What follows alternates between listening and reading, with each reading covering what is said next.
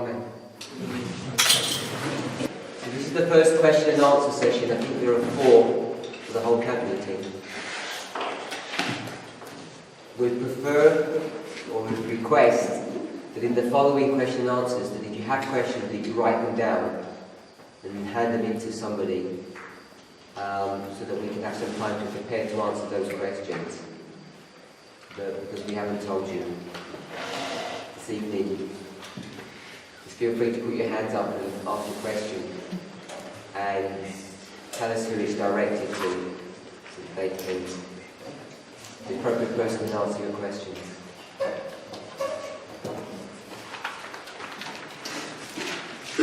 One thing that I recommend, it's only an hour, and question and answers always get off to a slow start, and then you run out of time at the end. So we'll wait for 5 minutes to ask the first question.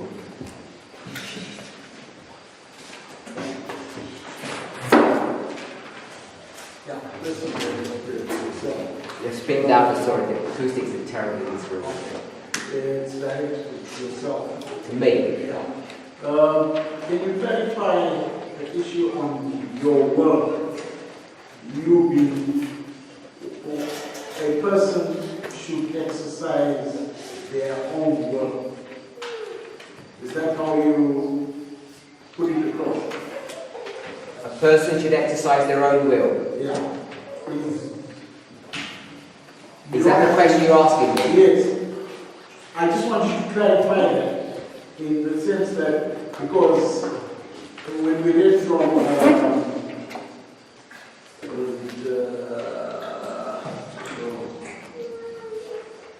Steps to Christ, where White says we should exercise our own will, but it must be in line with the word of God. So which bit would you like me to clarify, the second bit or the first bit? The first bit. So let me ask you a question back. You asked, are we required to exercise our own will? Yeah. Whose other will could we exercise? God's. So we're going to be exercising God's will. So we're going to tell God what to do. No, the other way around. We seek that His will be done. So His will is information.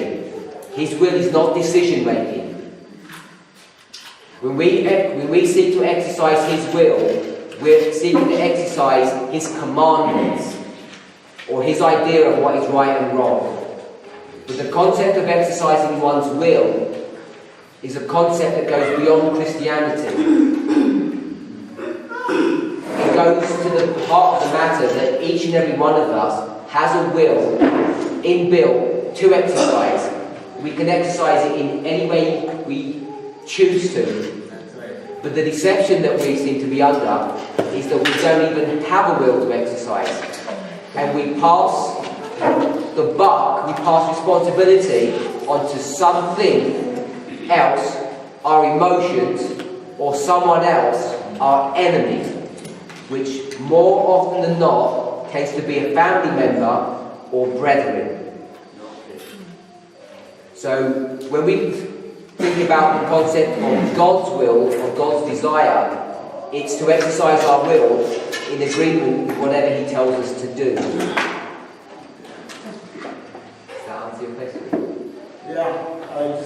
I suppose that's clear.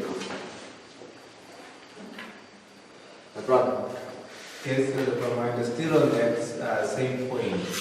I will ask that, is that what Apostle Paul... Just stand up so I can see your face. Okay. So you stand up so I can... Okay, I wanted to say, is that what Apostle Paul is alluding to in Philippians 2 verse 13, when he says, for it is God which worketh in you both to will and to do of His good pleasure. Philippians 2:13.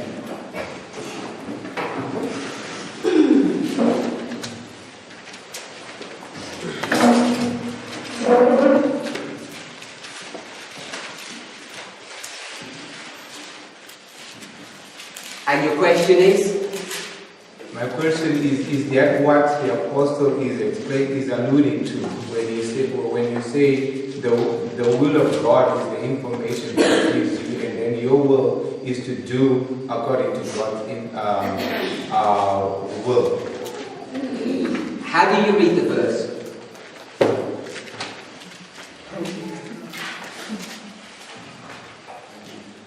Okay, I'll read it again. Yeah, how do you understand it? I mean, you don't need to read the verse again.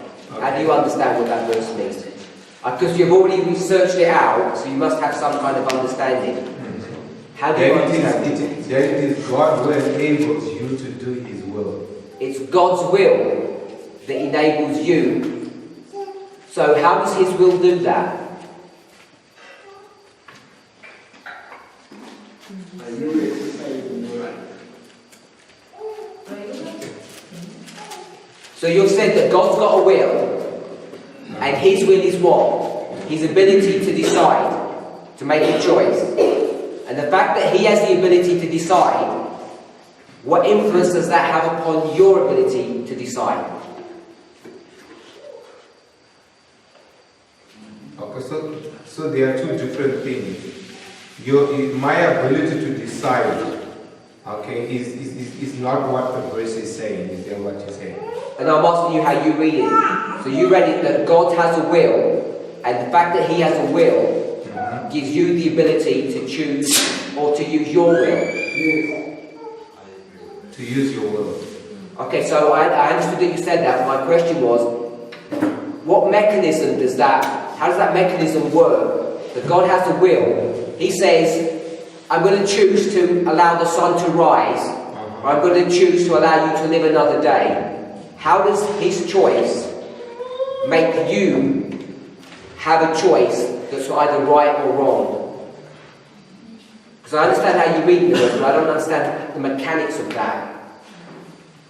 Because if you were to tell me that He has grace, or He gives you power to do things, I could begin to conceptualize what you're saying, but grace is not God's will, I don't believe. Okay.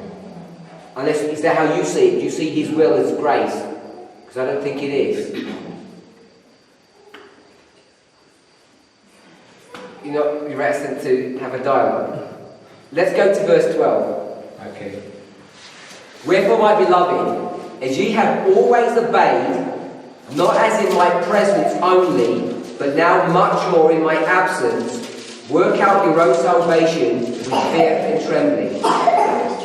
So, you know, we'd actually need to go right back to the beginning of the chapter to understand the context of this.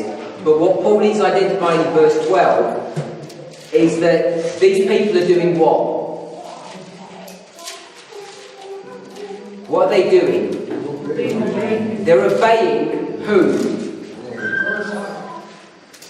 I'm going to suggest they're obeying Paul. Paul has given them the instruction. He said, you need to do this and this. And they obeyed him. And it says, you've obeyed me not only when he was there, but when he left, they were obeying him by themselves. So they're not doing eye service. This is genuine obedience. Verse 13. For it is God which worketh in you both to will and to do of His good pleasure. So the word for, I understand to mean because. So the reason that they're obeying in His presence and in His absence is because God is working in them to do what? In you both to will and to do of His good pleasure. So they're now doing whatever it is that they're doing, which is obedience.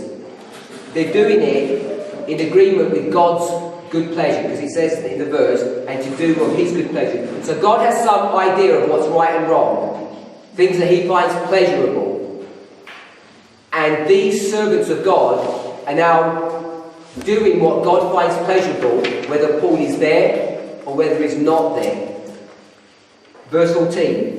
Do all things without murmurings and disputings. I guess that's reasonably straightforward. And I presume that's what they're doing. That ye may be blameless and harmless, the sons of God, without rebuke in the midst of a crooked and perverse nation, among whom ye shine as lights in the world. So he distinguishes this class of people who obey in His absence, who find pleasure or do God's pleasure, And they do it without murmuring or disputing, complaining, because they're blameless and harmless. So all I see in this verse 13 is the one you picked out. The reason that they're doing this is because they find pleasure in making God happy. And what I see in this verse is a practical outworking of the New Testament experience. That they're actually doing these things without murmuring, which is of the heart, without complaining, which is of the heart, without disputing, which is of the heart. They're doing things from the heart. I don't know if that answers your question. But I don't see it that God's will makes you do your will. Yes, that's the point that I actually wanted to understand. So I think it's clear that the will of God is what enables me to do His will. The information that He gives is what gives me the power to do what He wants me to do. I guess what I'm saying is something different. Yeah. I'm saying you have power to do whatever you want to, whether it's God's will or not. Okay. But when we do it, often we do it with murmuring and disputing. But this class of people don't. And they don't because they're doing it from heart service, not mind service. My sister. Okay, I wanted to say something concerning the will of God, based from Elder Haskell's book, the story of Daniel the prophet. If you go under chapter 11, where he talks about Greece, the Grecian kingdom, he talks about there are two wills in this world. There's the will of God and the will of Satan. There's no in between. If you're not doing God's will, you might think it's your own will, but actually it's the will of the devil. I found that as something that is really serious, in the sense that normally we think that our will can be independent of the great controversy that's going on. That I can decide to do something, but I might think I'm not being used by any of the party in the great controversy. When I'm saying used, I don't mean it in a wrong sense, but you're actually just selecting which side you want to go in the great controversy. So you can either do God's will, or you can do the will of Satan. As long as whatever you're doing is contrary to God's command and will, then be sure that your will, in quotes, is the devil's will.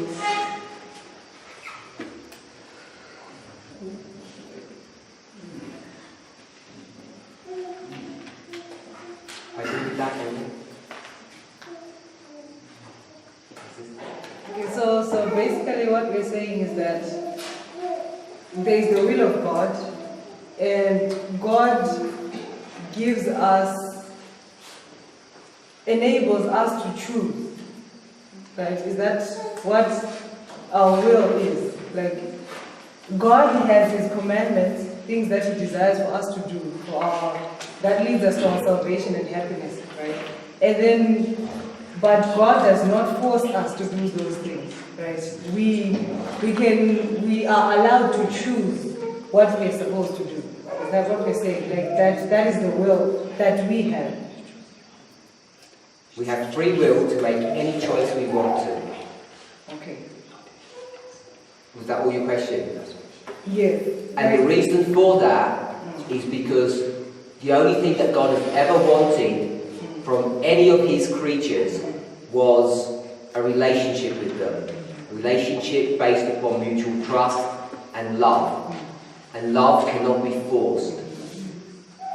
Because if we didn't have a will, we'd be robots. And if you ask a robot, do you love me? What will it tell you? If you program it correctly, it will always say yes. If you program it a different way, it will always say no. So in essence, the robot will say, tell me the answer that you like, and I'll give you that one. Okay. And as human beings, we're not like robots. God didn't create us that way. In fact, He couldn't create us that way, because we were created in His image.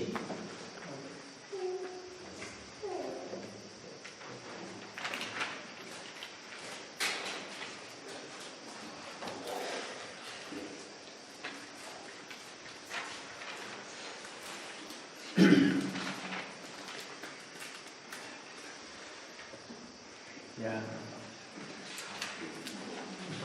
I think if you study the history of the Waldensians, So who's the question to?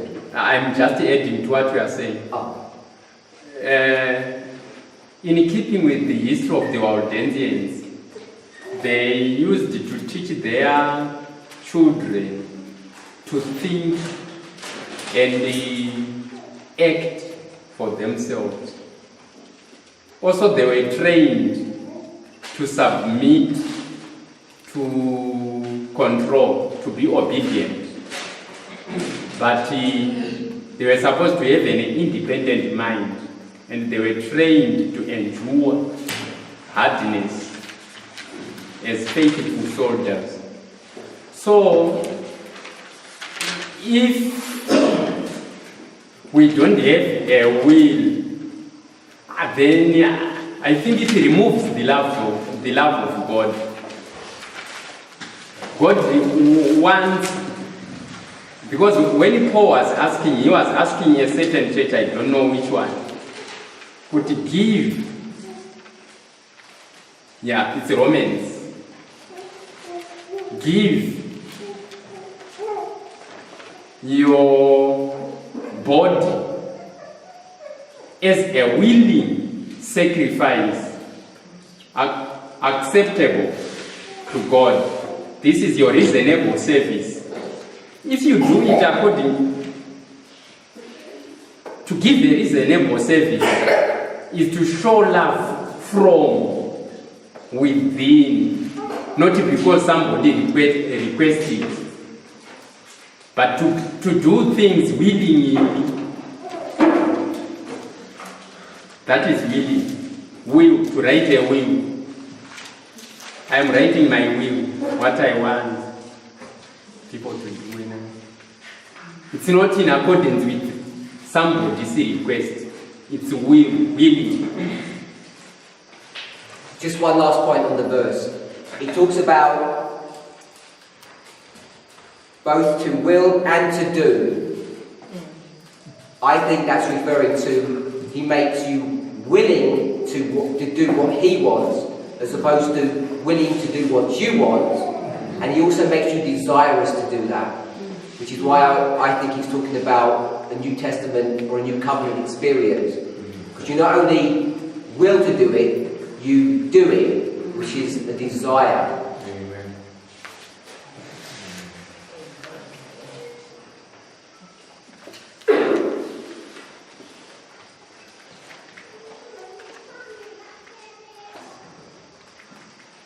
Sorry. Yeah. Who's the question to? Okay, I'm just listen to the teaching. It was about the preachings. You can't do it. You can't. Oh, the question was about the breaches, the constitutional breach. Because according to the study, we marked that 1866 is the Harare by the Sunday law, according to the code that I'm reading from the testimony, 25 page 451 to 2.2. What you said was that Sister White ties the history of the siege and with Sunday law, which is the last day, which is the destruction of Jerusalem. But what she's saying now, she speaks of what she's saying to this one. The same book, as I'm reading it, I heard the question about the bridge. I think now Sunday law marks the bridge, marks 1866. And what we know is that national apostasy is followed by national law. So where do we put apostasy, and then where do we put the destruction of the kingdom, which is yes, 86 kingdom, according to the line. And when we put 1866 as Sunday law. If I'm understanding you correctly, you're asking where do we mark the national apostasy? There's an apostasy and then there's a rule. There's a rule. Yeah. With prophecy is progressive, right? As I've been trying to emphasize.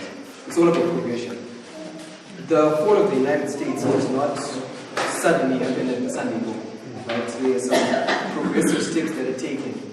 I mean, you can mark it all the way back from 1989 with the church and state. Right? So the United States becoming the ships and chariots and the, horsemen. So from that point onwards, if you look at the study of the number 4, you can see 4 waymarks, right? 1989, depending on which level you're approaching at. 1989, 9/11, midnight cry, and Sunday law. Right? These are 4 waymarks, right? And the number 4 represents a progressive scattering, a progressive fall. If you look at Zechariah chapter 1, it says these are 4 horns which have scattered Israel and Judah. If you study the 4 7 times of Leviticus 26, they are progressive. That they get intense as you go. Right? The Lord says, I will punish you 7 times more, etc. So the United States falls at the Sunday law completely, but it's the culmination of steps that have been taken before. Right? So when you get to the Sunday law, even when you get to AD 66 itself, the Jews, Sestius did not just wake up and just come to Jerusalem because they just done something that day. These events that were surrounding that history that had taken place prior, which we hope to look at in the document in the series as we go on. The Jews were in a revolt before their destruction. Right? They were rebelling against the Roman government. And Sestius is now coming at the culmination of the rebellion, at the climax of the rebellion. So the national apostasy is progressive, it's not just the Sunday law. The Sunday law is the culmination of the climax of the national apostasy that has been building up. In Isaiah 30 talks about as a bridge that is ready to fall. Right? Imagine water. Like just a dam wall. Imagine when a dam ends up cracking, it means that water has been putting pressure on that wall for a time until it finally bursts open.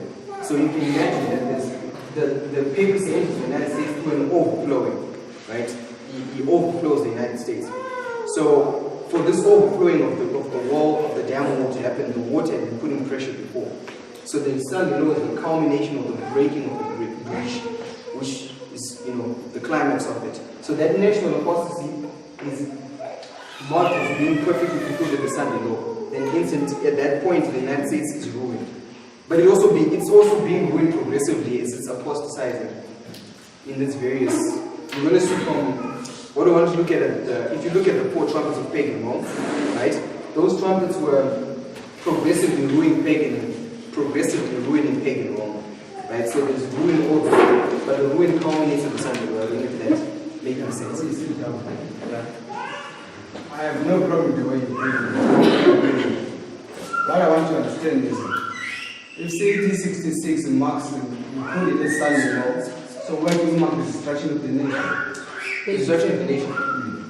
Well, it depends on how you're going to approach it. If you put it at a fractal level and you make AD 66 the midnight cry, then AD 70 becomes the destruction of the United States. But if you're approaching it from a different perspective, AD 66 is marking the destruction of the United States. Because Sister White ties AD 66 with the Sunday law. And the Sunday law is the fall of the United States. Then AD 70 becomes the destruction of the world, the 7 last plagues. You follow? Because AD 66 in and of itself, it's actually a destruction. If you look at it as a prophetic symbol, right? Because Sister White connects it with the Sunday law. And she says the Sunday law is national apostasy, which is followed by national ruin. So the United States falls in AD 66 as a symbol. Then AD 70 you can put at the close of probation, marking the destruction of the world by the plagues. So depending on how you're approaching the symbol. I think that's why you just get to be confused. Because if you put it in terms of probation, so now the probation that is there for the whole world, not also not for the nation. Okay, remember the quote we read in 5 Testaments. She says that as the approach of Sestius was a sign to the Jews, so may this apostasy be a sign to us that our nation's cups, the cup of our nation's iniquity is full. Right? So AD 66, according to Sister White, is showing you how the United States has now filled up the cup of its iniquity. Right? As the approach of the armies was a sign to the disciples of the impending destruction of Jerusalem. So may this apostasy be a sign to us that the limits of God's forbearance is rich, that the measure of our nation's iniquity is paid. So he's speaking of the sinning nation, which is a nation of nations. And then if you put it to total proportion, you speak of nations. Yes, so in that quote, she's showing that AD 66 is a sign which typifies the Sunday law, right? In AD 66, when you're applying to the Sunday law, it's showing you how the apostasy of the United States is full at the Sunday law, right? Of this nation, the United States. So AD 66 becomes a symbol of the fall of the United States. But AD 70 is a waymark that comes after, right? Which in at that level, if you put AD 66 at the Sunday law, AD 70 becomes the close of human probation. Yes, it's the 7 last plagues. You follow? So there's people that have to be called out of Babylon, because in the first quotation from Patriarchs and Prophets 166 that we read, Sister White, she takes the line of AD 66, and she says in AD 66, the people had to be called out of Jerusalem, they had to flee, because the destruction was following. And then she then takes the line of the Sunday law, and she says, Revelation 18, come out of her, my people, so that ye be not what? Partakers of her plagues.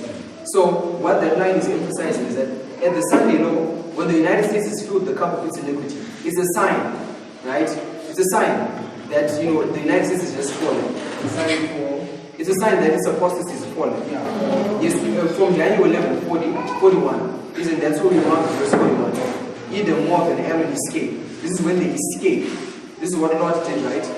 He escaped from Sodom. This is what the Jews did, right? They escaped from Jerusalem, right? Lot escaped because the desolation was coming. So there's an escaping there at the Sunday law. Not that the people are, they're just making a final manifestation, because their probation is definitely close to the Sunday law. But they're just making a final separation from the sinners. Then the plagues follow.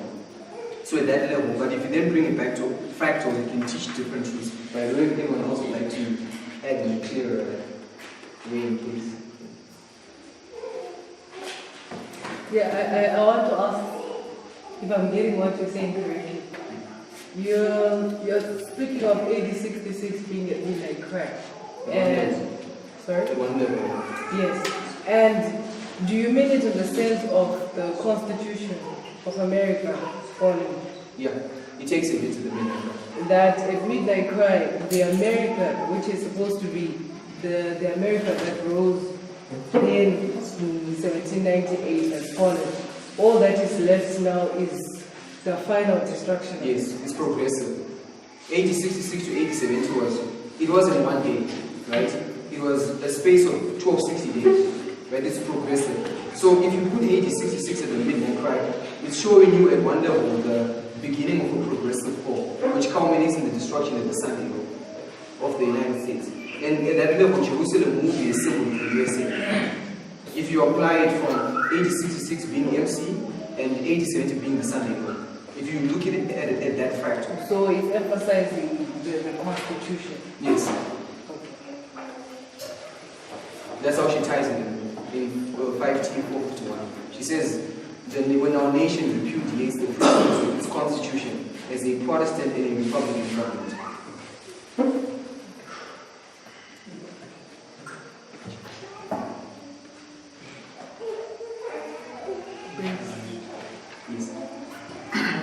It's a question to who?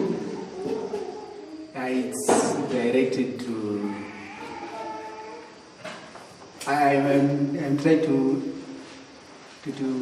elaborate, maybe to elaborate what he was explaining about the will.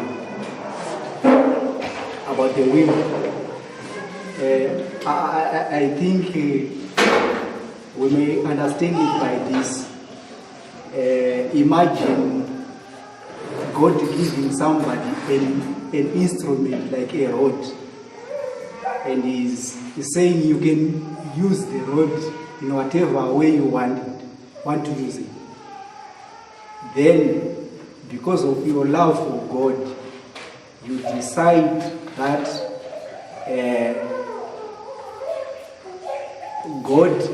you decide that God just I will use my rod. I have got the choice to use it in another way.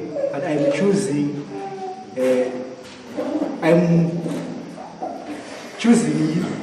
to give myself into your hands, so that God is going to use the rod by my permission. Whether I'm going to be affected negatively or positively by his using my rod. I don't know if you are getting what I'm trying to say. Maybe to elaborate, I'm sure it's obvious. We give God our will by communicating to Him, and we communicate through prayer. Having that understanding, if we go to Patriarchs and Prophets, page 594, paragraph 2, it says, a spirit of devotion was cherished. Not only were students taught the duty of prayer, but they were taught how to pray, how to approach their Creator, how to exercise faith in Him, and how to understand and obey the teachings of His Spirit. So we understand that when we are praying, we are claiming the promises of God. So, since you have got you have given your rod to God to use it by your choice. So, when you are facing a problem, what do? You ask God, that is claiming His promise. If God's promise is, for example, you are facing a challenge. Can I take 2 wives or not? Then you say, because your will is, you have given it to God. You find out what God says about taking 2 wives or not taking 2 wives. Then you decide on that. I think that's my understanding of giving my will to God. I with a choice to use my will, whatever way I choose, and I choose to give that will to God. Why did I do that? Because of my love for Him.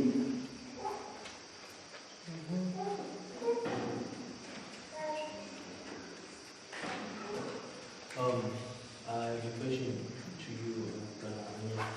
Can you please speak up? Oh, okay. Yeah, when I was looking at Isaiah chapter 11, verse 3, okay, starting from verse 2, it says that, and now will I show thee the fruit. Behold, three shall stand up. Behold, there shall stand up yet drinking in pain, and the fourth shall be far richer than they all. And by his strength, through his riches, he shall stir up all against the ring of fish. Okay, but what I want you to explain me from what I'm having in the story, because you have used much of the symbol to identify Alexander the Great. The standing of the ring of fish is Xerxes, but when Xerxes the Great was standing the ring of fish, it's marking what he was building an empire, making war to Alexander, right? Right? He was not. Wait, okay. Okay, let me continue. He was telling the will of creation, that united midnight cry, where we see the escalating of the UN, and that's something that we are going to see UN and being impeached of control, you see USA, and that was the kingdom of Asia. That's what the kingdom of Asia means for when it starts to state the will of creation. And you mentioned that Alexander the Great defied Xerxes, and there is a fall of his kingdom, as when you read verse 3, and the mighty king shall stand up, that shall rule with great dominion, do according to his will. And when he shall, verse 4, and when he shall stand up his kingdom. So now you mention the kingdom of Alexander the Great. So I'm making two questions here, because we see the fall of Xerxes, we see the fall of Persia, where he states that the movement number 1. And you have mentioned that his kingdom, that is the kingdom of Alexander the Great.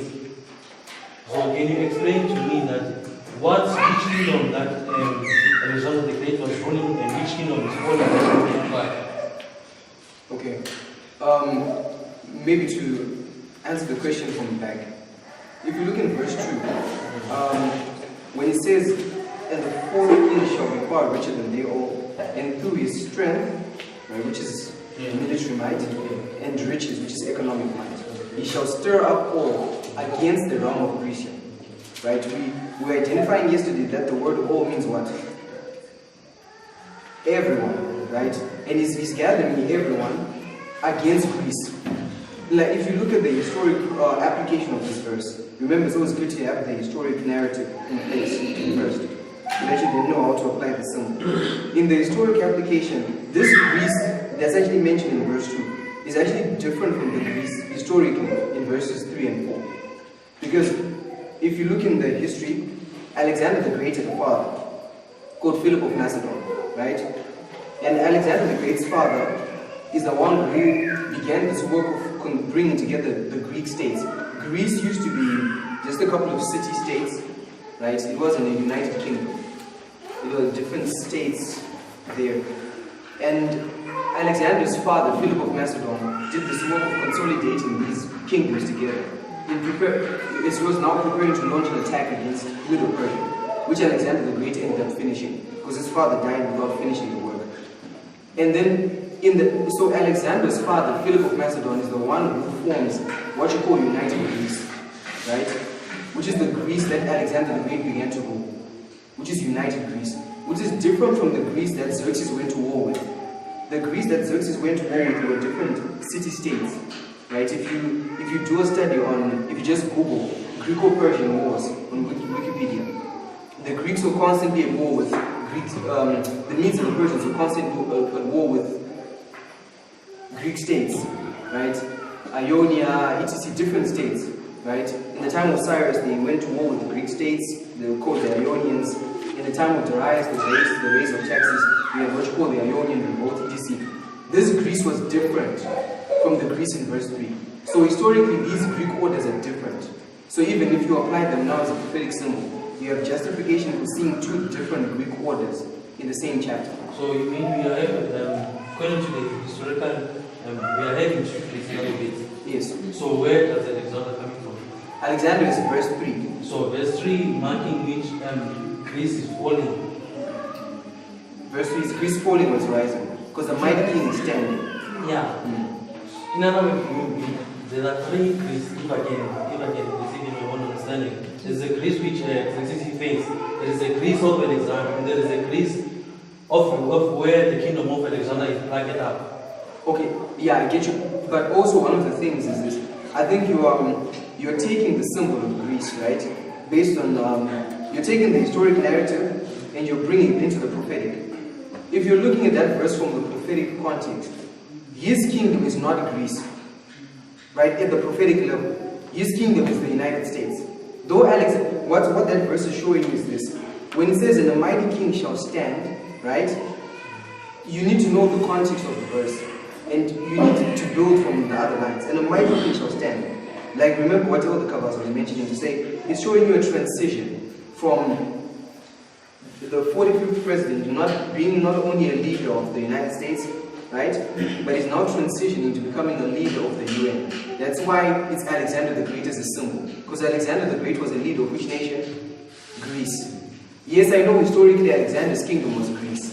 So if you take the historical context and you bring it to the prophetic application, it seems to imply that his kingdom is Greece, right? And Greece is the kingdom that's broken. But at a prophetic level, it's different. I don't know if you get my emphasis. It's different. His kingdom at a prophetic level is the United States. It's not Greece. Okay. Yes. So if I apply to my present application, knowing that the sixth kingdom which is going to fall is USA, and USA typify what Medo-Persia Yes.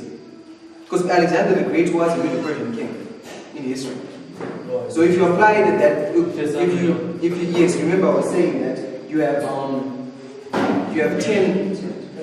Remember, he's anointed by Darius, Nocus or something. Just when Darius is done, he anoints Alexander the Great as a Medo-Persian king, right? You follow? So also was really bring more question to me, because now there is a Persian king. Okay, when you say that Alexander becomes the king of Persia, so what about the Greece region? We are having the Persian kingdom, we are having the Greece region where coming from, yes, and there is a Greece which is going to plug out. No, his kingdom shall be plugged up. Which kingdom is plugged up contextually? It's his Medo-Persian kingdom, right? Yes, because Alexander the Great is ruling both Medo-Persia and Greece. And when the Greece is rising, Alexander the Great's Greece is rising, they're going to conquer Medo-Persia. And the time that they're rising, when he's just anointed as a Medo-Persian king, Medo-Persia falls, it's plucked up. Then Greece becomes the world empire. Do you follow? So his kingdom, the Medo-Persian kingdom, which he ruled, because that word, not according to his dominion, means parallel kingdom. Because I was saying you have these two kingdoms, Medo-Persia, right? So you have Medo-Persia is running in this direction.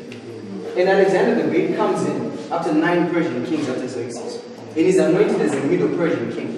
Right? So he becomes a Medo-Persian king. But the moment that he's anointed as a Medo-Persian king, what happens to Medo-Persia? It's easy to become a kingdom because it's just come in contact with Greece. Because Daniel chapter 8, if you apply from that perspective, how does the ram, what happens, what leads to the breaking of the horns of the ram? It says, and the he-goat came close unto the ram. So when he touches the ram dies. So when Alexander the Great is anointed as king of Medo-Persia, it's marking the end of Medo-Persia. It is now showing you how Alexander is now bringing in the rise of a Greek kingdom. You follow? So his kingdom that's broken, when he stands as the leader of Greece, when Greece is standing as a world kingdom, the kingdom that's broken is Medo-Persia. Whilst he's establishing a Greek kingdom, if you can follow. It's difficult to swallow again. And okay, I have another question for beginners.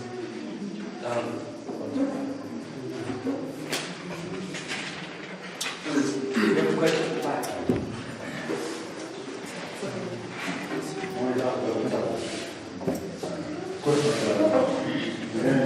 Russia will strike America. It's going to strike it on the mainland because he said Russia is going to strike America. He's going to strike it on the mainland in America itself, or is wherever, or elsewhere, like in North Korea, Syria, or somewhere else.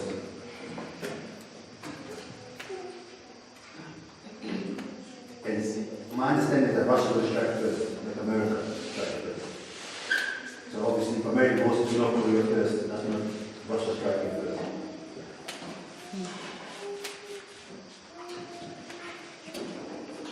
I guess when you look at,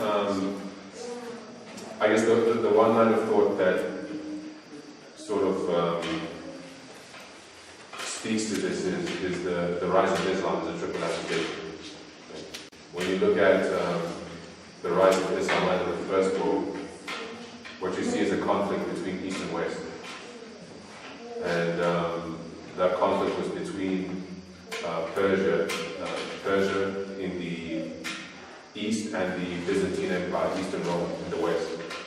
So there's this war between East and West, which culminates in the Battle of Nineveh. And the Battle of Nineveh is that key that unlocks the locust law to spread the earth. Right? The Battle of Nineveh, it created the power vacuum, which created the circumstances which allowed for the rise of Islam to fill that void that had been left as those two kingdoms exhausted each other in that conflict. So we had that war. At the very least, that was a direct engagement. When you look at the rise of Islam, as illustrated in our time, what you see is a war again between East and West, between Russia in the East and the United States in the West. That war is the Cold War. And the flashpoint of that war we mark as 1979 to 1989, which was the Afghan War. And that war created the circumstances. It was the key that allowed for the rise of Al-Qaeda. Because what happened during that conflict was the US Army began arming the Mujahideen, the Afghan militias, and began teaching them the skills of bomb making and gave them Stinger missiles and so on and so forth. And there's a really nice interview with Hillary Clinton where she's admitting to the fact that we trained these radical Islamists to fight for us against the Russians, and these very same radical Islamists are the ones who turned on us. Right? So that Afghan war prophetically is the key that led to the rise of Al-Qaeda at 9/11. So it's not something that I've had opportunity to share as yet, but we have a number of witnesses identifying that there's going to be a rise of Islam at midnight. Islam is coming to establish a caliphate at midnight. There's going to be a new manifestation of Islam, and they're forming a caliphate at midnight.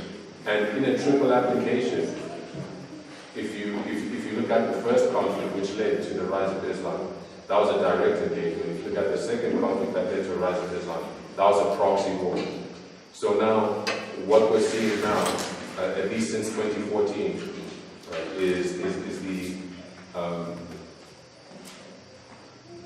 the proxy war, which is leading us to that development, that establishment of the caliphate at midnight. That proxy war has begun.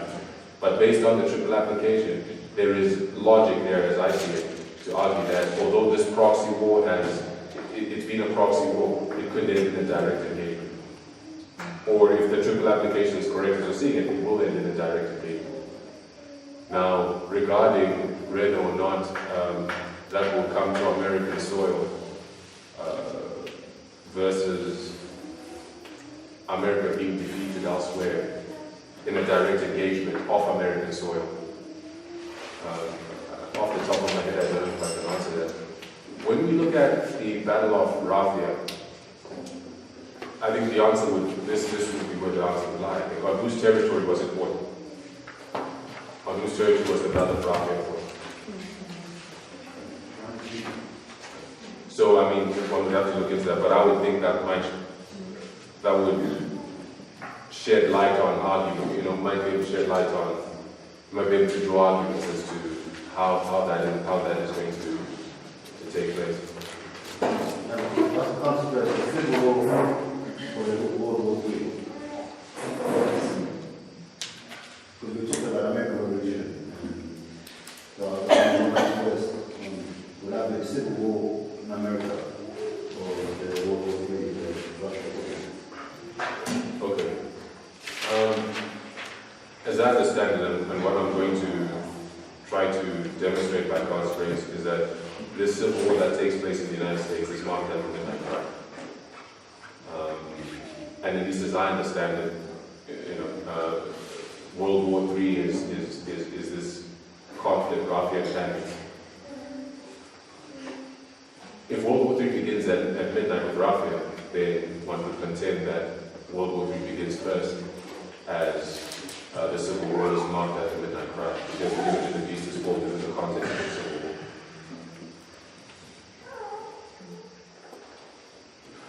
Hope that helps.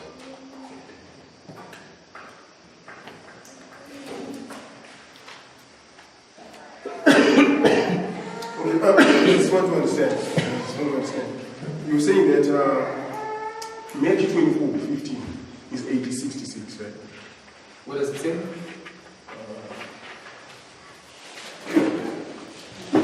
When ye therefore shall see the abomination of desolation spoken of by the prophets. That's 80:66. Okay. And you read a quotation where Mrs. White is lying in 80:66, near 80:70. Is that correct? Lying what? 80:66? No, 80:70. Where 80:70 is a type of 80:66. No. That's wrong. She takes 80:66 and 80:70 to be two types of different things. 80:66 comes before 80:70. Oh. So in that quotation, she's lining 80:66 with the Sunday law and 80:70 with the 7 last prayers. Because 80:66 was the sign preceding the desolation. And then the Sunday law, it's the sign. Okay. Right? Preceding the close of human probation, the 7 last prayers. Okay, so now, given that AD 66 is midnight, right? Right. Okay, one day it's midnight. And midnight is the 80:70 type. So what is what Sunday law? Right? Yes. It's the type of 80:70. Midnight. No, 80:70. It's the type of Sunday law. Yeah, at one level. At one level, yes, right? And midnight is our Sunday law. Right? Is that correct? Yes. Okay. So 80:66 is 80:70. If you want to approach it that way, if you want to bring them together in one symbol, you can. Listen. Yeah, you can. Okay, so then if midnight is 80:70, right? Therefore, that means that we're supposed to separate from something before midnight. Yes. Right? Okay, so where are we marking the separation? Is it PPM? Is it now? Where? The primary application that particularly Elder Jeff has been using is in the beginning of this message. If you watch the old material, I think Blythe, you put 80:66 at 9:11, which is okay, because you have the abomination of desolation at 9:11, right? Because what the says here to do, he surrounds, but what does he do immediately? He flees, right? So you have the kings were assembled at 9:11, but fear takes hold upon them and they flee. So at 9:11, you see them fleeing. They were ready to pass the Sunday law, but they flee only to return. So you can mark the returning at midnight. So 9:11 can be the sign that we need to recognize, because Titus is returning. He's come out of Roman people, because Titus is returning at midnight, 80:70, which is the destruction of Jerusalem for the priests. But if you wanna apply it in this other way, which I think is very possible, because you can mark 80:66 at PBM and the prediction before midnight, right? Because you can show that at the prediction before midnight, if you approach it from this perspective of Belshazzar, right, and Luke 21, because from the studies, I know the studies that Elder Parminder did, he was applying them internally, Absalom's rebellion. But you see that in Absalom's rebellion, you've got Absalom goes and he commits fornication with David's concubine, which is an image of the beast. And you can mark Justinian's decree in 533. And a decree can be a symbol of a sign, because it's a law, right? And you can put various laws. You can show that at the prediction before midnight, there's a decree, right, which is put in place there. And you can show that in the Belshazzar story, there's the handwriting on the wall, which is marking a judgment. But in that story, the people are told to flee. There's a rumor that the people are supposed to flee from Babylon. So at the prediction before midnight, you can mark that as 80:66. Then 80:70 becomes the destruction of Jerusalem. Yeah, internal and external. Okay. Another question. I don't know if it's okay. Time to start. I don't know if it's okay. Elder Parminder. Last night, you were identifying that the tears are meant to produce within us the character of Christ, right? Constant opposition creates that spiritual fortitude to be strong. Right. Now, I want to understand because I was discussing with some of my brothers and they were saying that when we encounter some of these brothers that are in the main line, or those brothers that are on the opposite issue, on the opposite side rather, right? If I have a brother who's confronting or who's in constant opposition to his brothers, and then he acts in a weird manner, right? Like he's not meek in his response, or he's not manifesting that character of Christ, and yet the tears are meant to produce that within us. What's my view? How should I look at that brother? Am I supposed to identify him as a tear as well? Because it always worries me, you know, when you have brothers that you look up to and then they act the opposite way. So I just want to unless it's none of my business, maybe I should pass judgment or, you know, but it really scares me because I'm like, this is my brother. So I just want to understand, how does that work? With your question that if you interact with somebody Yes. and they don't behave with the character of Christ, Yes. are you able to identify them as a tear? Is that your question? Yes. So if you could tell me what the character of Christ is, I can answer the question. Well, the character of Christ is being meek. Except when he's angry. But He gets angry sometimes, doesn't he? yes, I understand. So how do you know if the person's got righteous indignation, is legitimately angry because you've upset him, because you've mocked his God, or you've done something that's wrong? Well, How would you know? These words, you know, where if someone goes against what you believe, maybe you start like cursing them. I've never seen you doing that. So when John called someone a generation of vipers, which is the son of Satan, is that a curse or is that a prophetic rainbow? No, but that's a curse, but at least it's in line with the narrative. It's not a satanic. Yes, it's not a satanic attribute. You know, being angry is not. But there's some people where maybe they go against what you believe and they maybe you slap them. When you're doing that. So I didn't catch what you said. It's too fast. Slap. Oh, slapped him. Slap, yes. Slap is very good. Yeah. Yes. Like how should, like, is that brother really? You know, the problem I have with running down this road is that on Mount Carmel, Elijah's mocking the people, Jesus gets angry, he turns over people's property. You know, if there was a laptop on, he'd destroy it, he wouldn't care. Mm-hmm. You lose all your money, he kills people, and an honest working pig farmer loses all of his livelihood. So, I don't know how easy it is to identify what God's character is in a certain situation, because more often than not we get it wrong. Okay. This is the problem with morality. When you start looking at people's morality, you get into a problem, which is why we have been directed, I think, by the hand of the Lord, to focus on the prophetic gospel message and prophetic characteristics. So it's not safe, I don't think, to look at people's character. And the reason for that is you take the opposite side. What about if, like my brothers here, they're all meek and mild and gentle, exhibiting what you might think are Christ's characteristics? So how do you know that? That's actually my question. So it's harder when they're not getting angry to be able to identify who they are.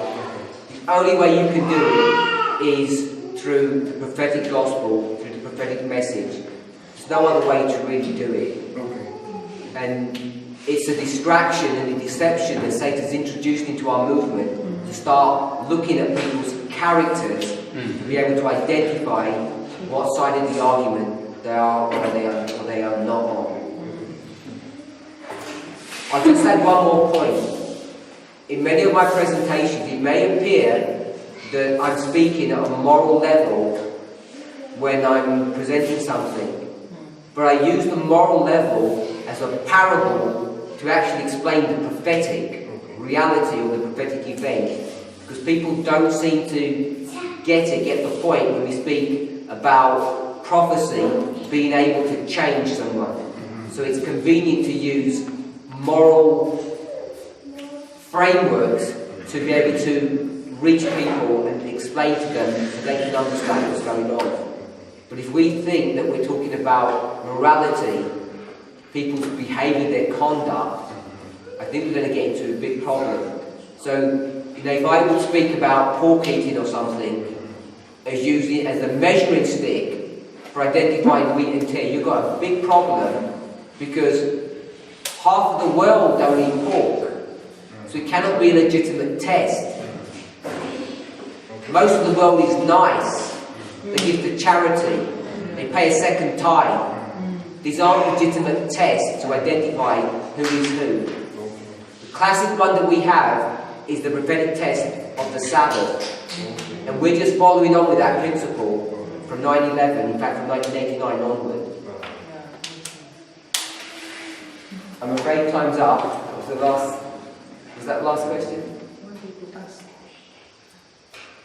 Yeah? Oh, one more question then. Sorry, is that I give my sister up? I want to ask, maybe it's appropriate on your but in this prophetic message of reform lines, is it targeting the young people? Because most of the meeting are big, they are always young people. Which because ordinary person, which message do we need? Ordinary, because this is like going into reform line history and all those Alexander the Great, they need intellectual people who understand. I want to see how you approach personally, ordinary like me, so that the message is not targeting only the young. What about we who are old? So, I asked the same question about myself. Is this targeted at young people or old people like me? And my response is this to you, my sister. Ellen White says that if we created an army of youth who were well trained, the work would be finished. Hear this. It would be finished very quickly. It's a familiar passage to us all. We've spoken about an army already. An army is people who are 100% obedient. But what is a youth? Most often than not, when you go into the spirit of prophecy and you see what a youth is, it's referring to someone who isn't married. Now, in Ellen White's generation, people got married very quickly, and so they tend to be young people. So when she speaks about youth, the inference is that they're young, but the characteristic often associated with that is that they're not married. So when you have this army of people who are not married, they're the ones who are going to finish the work. So the question is, who is not married? And the answer should be two groups of people, whether you're male or female. If you're a male, you're a eunuch. And if you're a female, you're a virgin. Virgins and eunuchs don't marry. And when you don't marry, you don't defile your body sleeping with somebody. And the second characteristic is you don't have children. We spoke about Melchizedek. He had no ancestry. And if you don't get married and you don't sleep with anybody and you're a virgin, you don't have children. So in your family line, you're the last person, because no one's going to come after you. So an army of youth who are rightly trained is speaking about anybody who becomes a virgin or a eunuch that's not going to have children. They're going to be the final generation. So my answer to you, my sister, is this is a message for young and old. And one more point I want to say. Often we become distressed because of the quantity of information. And we should not. God is more interested in the quality of our understanding than the breadth of our understanding. Because you said you have been in existence for 20 years. And those 20 years... No, I have not been. That's what you said there. The movement. The movement has been for 20 years. but I don't see the old. So wherever we are, I see young people. Maybe this young does get sleep. An ordinary person cannot do that. Information they give is fine, but how to accommodate the ordinary? It has not reached the ordinary. Now it is still with the young people. That's what I want to understand. Because it has not been ordinary. And I don't know if it answers your question, but I just want to maybe challenge that assumption that this message is only young people. That's a development that you see mostly on the African continent. It is mostly young people. But for example, in Canada where I am, I think they say I'm the youngest person there. I'm the youngest person. It's all silver heads. It's all and they are striving to learn the message, just like anyone else is. As Parminder said, God is not concerned with the breadth of the knowledge and understanding, but how well you understand that which you are able to grasp.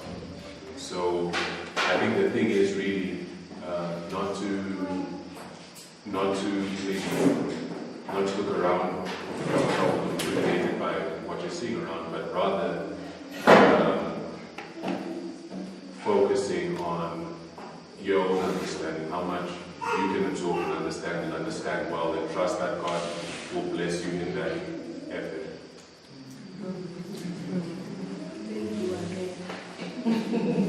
It's time to pray.